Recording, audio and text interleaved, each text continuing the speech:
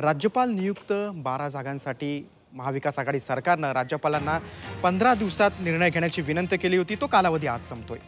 विधान परिषदेच्या राज्यपाल नियुक्त 12 जागांच्या नावांना राज्यपालांनी 15 दिवसात मंजुरी द्यावी अशी विनंती मुख्यमंत्र्यांनी महाविकास आघाडी सरकारतर्फे केली होती। आज 15 दिवसांचा कालावधी संपतोय। अजून तरी राज्यपालांनी या 12 नावांना मंजुरी दिलेली नाही।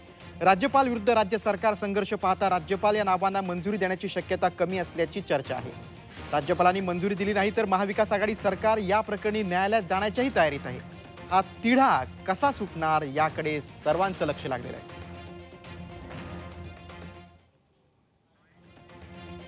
महाविकास आघाडीने माननीय मुख्यमंत्री उद्धव ठाकरे यांनी विनंती केलेली आहे राज्यपालांना की 15 दिवसात याचा आपण निर्णय घ्यावा। आता 15 दिवस झालेले आहेत ही विनंती आहे, हा काही कायदा नाही आहे आणि विनंतीचं त्यांनी काय करायचं हे राज्यपालांनी ठरवायचं आहे। आता त्यांनी काही केलेलं नाही आहे त्याच्या बाबतीमध्ये। याच्या बाबतीत महाविकास आघाडीचे नेते एकत्र बसतील आणि याच्यावरती पुढचा निर्णय घेतील।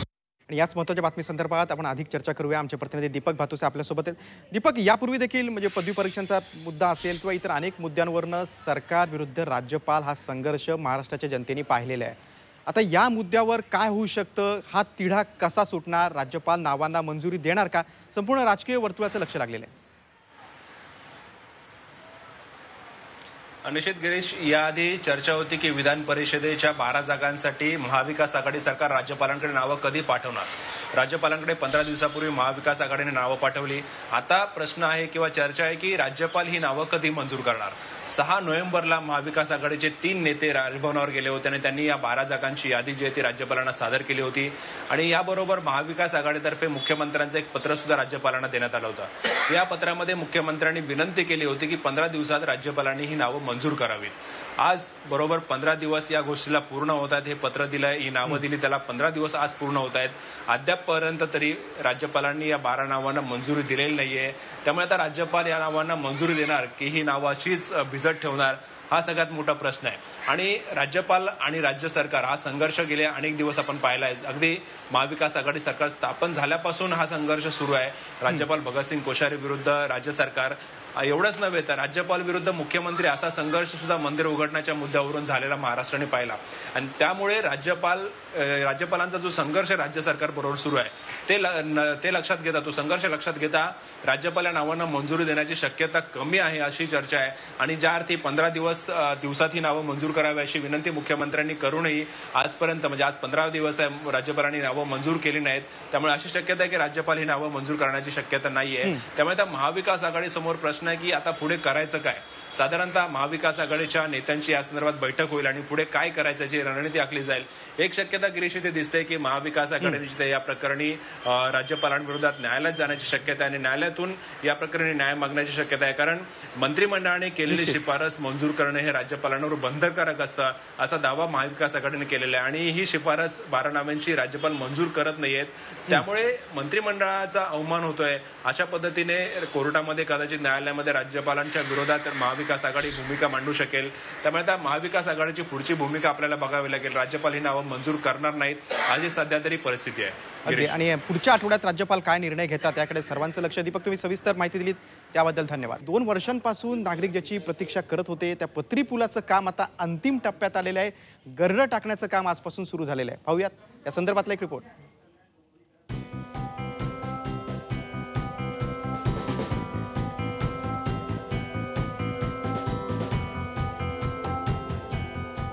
अखेर तो येतोय। लाखो कल्याण डोंबिवलीकर ज्याची मोठ्या आतुरतेने वाट बघत होते तोच तो पत्री पूल।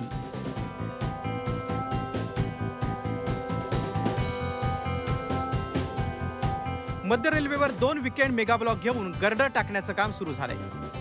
आता आपण लॉन्चिंग करतोय तो पियर टू पियर लॉन्चिंग होईल। त्याच्यामध्ये पियरचा टॉप आणि हा गर्डरचा बॉटम याच्यामध्ये साधारणतः 1.2 मीटरचा गॅप आहे। तर ते लोअर डाऊन करायचं काम आपण 27-28च्या गॅपमध्ये करणार आहोत। कल्याण डोंबिवलीकर या पुलासाठी एवढे झुरतायत की या कामाची सुरुवात बघायला पर्यावरण मंत्री आणि शिवसेनेचे युवा नेते आदित्य ठाकरे दस्तूरखुद्द आले। विकास कामांमधून आपलं सरकार महाराष्ट्राला पुढे नेत असल्याचं ते यावेळी म्हणाले। पत्री पुलाचं काम आज सुरुवात झालेली आहे।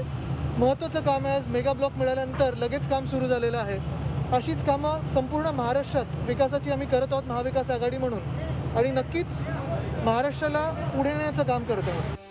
शिवसेनेचे खासदार युती सरकारच्या काळापासून पालकमंत्री शिवसेनेचेच, महापालिका शिवसेनेकडे. असं असताना 2 वर्ष काम का रखडलं याचं उत्तर देण्याऐवजी पत्री पुलाचं राजकारण करू नका असा शहाजोग सल्ला आदित्य ठाकरेंनी यावेळी देऊन टाकला. महापालिका निवडणूक तोंडावर आली असताना सध्या गर्ड टाकण्याच्या कामासाठी स्वतः आदित्य येत असतील तर यात राजकारण नाही असं कसं मानायचं? त्यामुळेच मनसेनं टीकेची संधी सोडली नाही. ते आदित्यजी ठाकरे आलेले त्याचं स्वागत आहे, ते डोंबिवली त्यांचा आजोळ आहे. परंतु त्यांना हा पूल दाखवताना त्यांनी मानकोली ब्रिज जो लटकलाय ना अर्धवट खाडीत, तुम्ही दाखवा, हे ड्रोननी दाखवतात ना मानकोली ब्रिज वगैरे, ड्रोननी दाखवा त्यांना. माझा स्पष्ट आरोप आहे, फक्त टेंडरचे पैसे खाण्यासाठी ब्रिजची कामं करतात. अप्रोच रोड ट्रॅफिक यांना काही देणं घेणं नाही. एकीकडे पत्री पूल मार्गी लागत असताना मेगा ब्लॉकमुळे लोकल प्रवाशांचे मात्र हाल झाले. लॉकडाऊनच्या काळात रेल्वे वाहतूक संपूर्ण बंद असताना हे काम का केलं नाही असा प्रश्नही अनुत्तरितच आहे. मेगा ब्लॉक घेतल्याशिवाय काम केल्याचा फील प्रशासनाला येत नाही का असा सवाल प्रवासी विचारतायत. शेवटी काय, देर से आए दुरुस्त आहे असं म्हणून समाधान मानायचं आणि लवकरात लवकर नवा पूल कार्यान्वित होण्याची वाट पाहायची, एवढंच कल्याण डोंबिवलीकरांच्या हातात आहे. आतिश बोहीरसह ब्युरो रिपोर्ट, झी मीडिया. पुण्यातील शाळा 13 डिसेंबरपर्यंत बंद ठेवण्यात येणार आहेत. पुण्याचे महापौर मुरलीधर मोहोळ यांनी या संदर्भात माहिती दिलेली आहे आणि हा नियम खासगी शाळांना देखील लागू करण्यात येणार आहे. नंतर कोरोनाची परिस्थितीचा आढावा घेतल्यानंतर पुढचा निर्णय घेतला जाणार आहे. पुण्यातील शाळा या 13 डिसेंबरपर्यंत बंद राहणार आहेत. पुण्याचे महापौर मुरलीधर मोहोळ यांनी याबाबत माहिती दिली आहे. खासगी शाळांनाही हा निर्णय लागू असणार आहे. कोरोनाच्या पार्श्वभूमीवर शाळा बंद ठेवण्यात आल्या होत्या.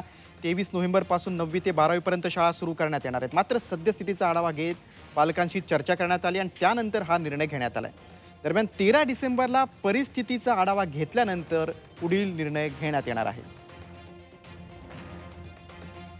प्रवेश घेण्याच्या संदर्भामध्ये नागरिकांनी पालकांनी जे हमीपत्र द्यायचं होतं त्याला मिळालेला अल्प प्रतिसाद, या सगळ्या गोष्टींचा विचार करून लहान मुलांच्या आरोग्याचा प्रश्न हा वाढू नये म्हणून 13 डिसेंबरपर्यंत पुणे शहरातील सुद्धा सर्व शाळा ह्या बंद ठेवण्याचा निर्णय महापालिकेने घेतला.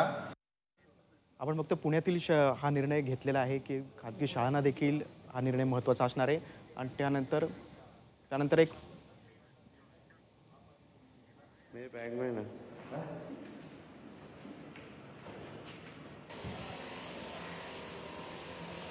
कोरोनाच्या दुसऱ्या लाटेचा परिस्थिती बघून शाळा पुन्हा सुरू करण्याचा निर्णय घेण्यात येईल असं सरकारनं स्पष्ट केलेलं आहे.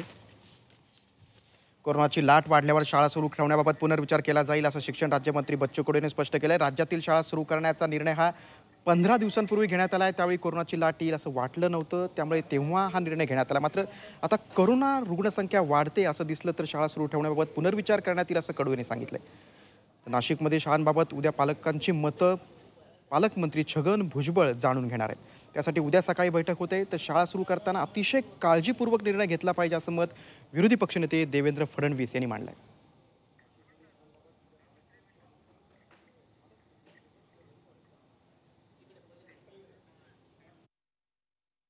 मला स्वतः व्यक्तिगत असं वाटतं का शाळा सुरू करण्याची घाई करायचं काही कारण नाही आहे. कारण शिक्षणापेक्षा आरोग्य महत्त्वाचं आहे, जीवन महत्त्वाचं आहे आणि निश्चितच आमच्या वर्षाताईसुद्धा यावर या सगळ्या गोष्टीचा विचार निश्चित करेल. मुख्यमंत्री महोदयांनी सुद्धा यावर बैठकी घेतल्या, वर्षाताईनं सुद्धा घेतल्या आणि एकंदरीत परिस्थिती बदलली तर आखरी आरोग्य महत्त्वाचं, जीव महत्त्वाचा आहे. शिक्षण आजचं उद्या होऊ शकतं पण गेलेलं आयुष्य डबल येऊ शकत नाही. इथं आपली सरकारची भूमिका ठाम आहे. अनेक मुलांच्या माता सांगतात की आम्ही मुलांना पाठवणार नाही. तर सकाळी जे आमच्या अधिकाऱ्यांबरोबर मी चर्चा केली आणि म्हटलं की आजचा दिवस जे आहे सर्वसाधारणपणे शाळांमध्ये संमतीपत्र असेल तरच शाळेत यायचं आहे. तर साधेपणे काय आहे ते जरा बघा काय आणि काय निर्णय घ्यायचा आहे तो निर्णय आजच्या दिवसाचा अभ्यास करून आम्ही उद्या सकाळी मीटिंग घेतो. त्याच्यानंतर आम्ही हा निर्णय जो आहे जाहीर करू स्थानिक पातळीवर नाशिक शहर, नाशिक जिल्ह्याचा. शाळा सुरू करताना फार विचारपूर्वक हा निर्णय घेतला पाहिजे. याचं कारण आपण बघितलं की काही ठिकाणी शाळा सुरू झाल्यानंतर कोरोना वाढल्याच्या काही घटना दुसऱ्या राज्यातही आपल्याला पाहायला मिळाल्या. त्यामुळे त्या कधी नेमक्या कशा सुरू करायच्या याचा नीट विचार हा सरकारला करावा लागेल. त्यासोबत मला असं सांगण्यात आलं की जे त्या ठिकाणी शिक्षक आहेत त्यांना RT-PCR टेस्ट मॅन्डेटरी केले ते चांगलं आहे, पण त्याचे पैसे सरकारने दिले पाहिजे. तर त्यांना द्यायला सांगणं हे योग्य नाही आहे. त्यामुळे या सगळ्या गोष्टीचा नीट साकल्याने विचार झाला पाहिजे. कोरोनाची लस कधी येणार, भारतात लस कधी उपलब्ध होणार, कुठल्या कंपनीची असणार आहे, याबाबत सामान्य नागरिकांमध्ये खूप उत्सुकता आहे. पाहूया या संदर्भातला एक रिपोर्ट.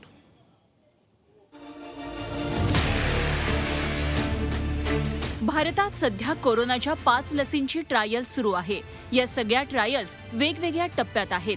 2 लसींची ट्रायल शेवटच्या टप्प्यात पोहोचली आहे. बायोटेक, ICMR आणि इन्स्टिट्यूट ऑफ व्हायरोलॉजीच्या कोवॅक्सिन लसीची 3ऱ्या टप्प्यातील ट्रायल सुरू आहे. ही संपूर्णपणे स्वदेशी लस आहे.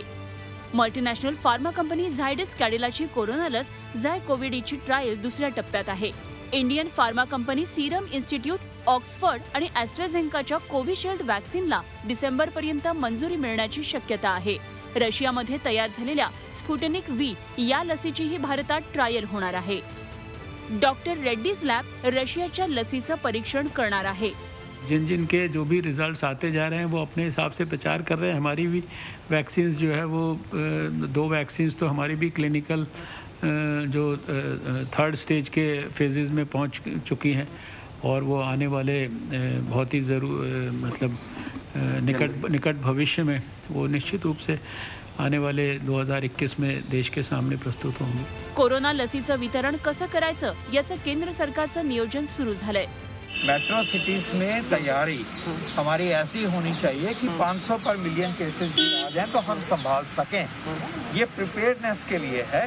अभी जो मैक्सिमम केसेस आए हैं वो लगभग 350 पर मिलियन आए हैं. संपूर्ण देशातल्या लोकांना लस मिळायला 2 वर्ष लागण्याची शक्यता आहे. 91 कोटी लोकांना डोस द्यायचे, लस द्यायची आहे, तर त्याला किमान 2 वर्ष तरी लागणार आहेत. त्याच्यामुळे कोरोनाची लस बाजारात आली म्हणजे लगेचच हा आजार संपुष्टात आला, कोरोना संपला असं होणार नाही. तोपर्यंत आपल्याला जे प्रतिबंधक उपाय आहेत तेच पाळावे लागतील. देशात मतदानाची जशी प्रक्रिया राबवली जाते तशीच प्रक्रिया कोरोनाची लस देण्यासाठी राबवली जाणार असल्याचं पंतप्रधान नरेंद्र मोदींनी स्पष्ट केलंय. Bureau report, Zee Media. Kolhapur जिल्ह्यातील जवान संग्राम पाटील हे शहीद झालेले आहेत. पाकिस्तानकडून जो भ्याड हल्ला झाला त्यामध्ये संग्राम पाटील यांना वीरमरण आलेलं आहे. पाकिस्तानच्या भ्याड हल्ल्यात कोल्हापूर जिल्ह्यातील निगवे खालसा गावचे संग्राम पाटील यांना राजौरी इथं हुतात्मा आलं. संग्राम पाटील हे लष्करात हवालदार पदावर कार्यरत होते. कोल्हापूर जिल्ह्यात आठवड्याभरात ही दुसरी दुःखाची कुऱ्हाड कोसळली. काही दिवसांपूर्वीच बहिरेवाडीच्या ऋषिकेश जोंधळे यांना पाकिस्तानच्या गोळीबारात वीरमरण आलं होतं. आता त्यानंतर अवघ्या आठवड्याभरात जिल्ह्यातील संग्राम पाटील या शूर सैनिकानं आपला देह काश्मीरात शत्रूशी लढताना धारातीर्थी ठेवलाय. संग्राम पाटील यांच्या निधनाचं वक्तव्य ऐकून निगवे खालसा या गावात प्रचंड शोककळा पसरली. बुलढाणा जिल्ह्यातील लोणार सरोवरला आणखीन एक आंतरराष्ट्रीय दर्जा मिळालेला आहे. रामसर पाणथळ क्षेत्र अशी या लोणार सरोवरची एक वेगळी ओळख असणार आहे आणि ही वेगळी ओळख निर्माण झाल्यामुळे आता काय काय लोणार सरोवर परिसरामध्ये बदल होणार आहेत ते पाहूयात.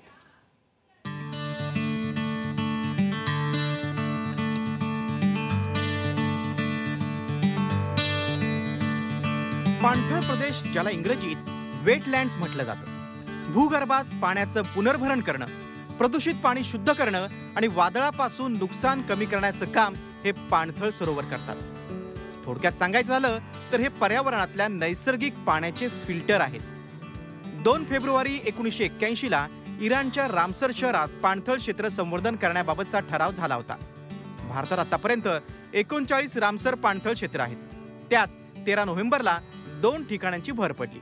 एक उत्तर प्रदेशातलं सूर सरोवर, ज्याला कीथम लेक म्हणतात, आणि दुसरं महाराष्ट्रातलं लोणार सरोवर. आता रामसर दर्जा मिळाल्यानंतर नेमकं काय होणार, तर लोणार सरोवर परिसराचा शाश्वत विकास होणार. सरकारला याकडे विशेष लक्ष द्यावं लागणार.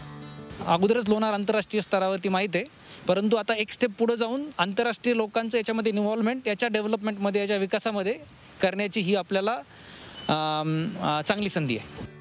यापूर्वी लोणार सरोवराच्या विकासासाठी बरंच काही केलं गेलं, मात्र ते कागदावरच. हा दर्जा मिळणं म्हणजेच ही परत एकदा एक प्रकारची आंतरराष्ट्रीय संधी आहे असं म्हणायला हरकत नाही. मयूर निकम, झी मीडिया, बुलढाणा.